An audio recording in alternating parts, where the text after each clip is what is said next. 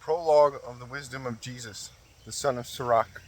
Whereas many and great things have been delivered unto us by the law and the prophets, and by others that have followed their steps, for the which things Israel ought to be commended for learning and wisdom, whereof not only the readers must needs become skillful themselves, but also they that desire to learn to be able to profit them which are without, both by speaking and writing.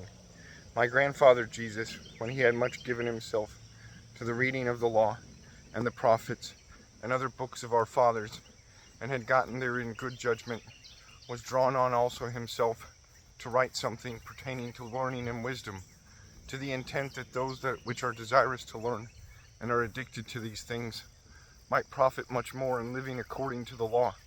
Wherefore, let me entreat you to read it with favor and attention, and to pardon us, wherein we may seem to come short of some words, which we have labored to interpret. For the same things uttered in Hebrew, and translated into another tongue, have not the same force in them. And not only these things, but the law itself, and the prophets, and the rest of the books, have no small difference, when they are spoken in their own language. For in the 38th year coming into Egypt, when Euergetes was king, and continuing there some time, I found a book of no small learning.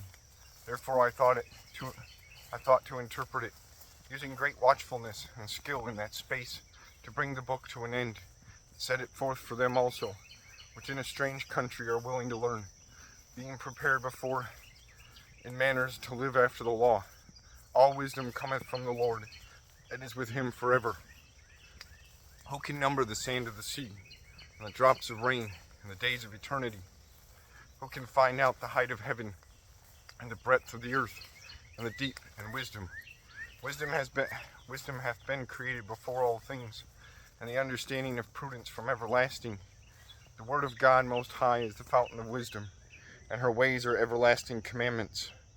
To whom hath the root of wisdom been revealed, or who hath known her wise counsels? Unto whom hath the knowledge of wisdom been made manifest, and who hath understood her great experience? There is one wise and greatly to be feared, the Lord sitting upon his throne. He created her, and saw her, and numbered her, and poured her out upon all his works. She is with all flesh according to his gift, and he hath given her to them that love him.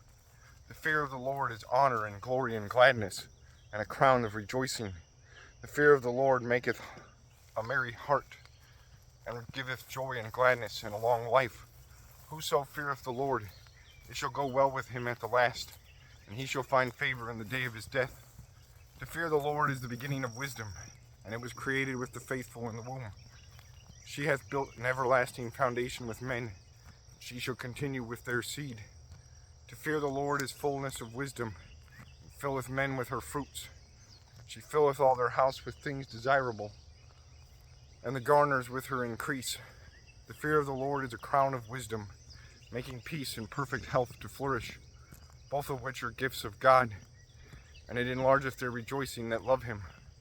Wisdom raineth down skill and knowledge of understanding, and exalteth them to honor that hold her fast. The root of wisdom is to fear the Lord, and the branches thereof are long life.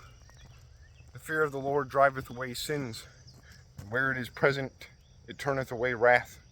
A furious man cannot be justified, for the sway of his fury shall be his destruction. A patient man will tarry for a time, and afterward joy shall spring up unto him.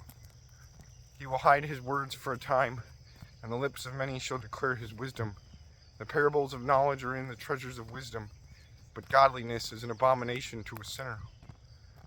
If thou desire wisdom, keep the commandments, and the Lord shall give her unto thee. For the fear of the Lord is wisdom and instruction, and faith and meekness are his delight.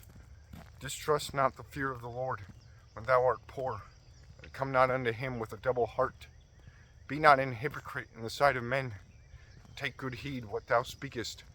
Exalt not thyself, lest thou fall, and bring dishonor upon thy soul, and so God discover thy secrets, and cast thee down in the midst of the congregation, because thou camest not in truth to the fear of the Lord, but thy heart is full of deceit.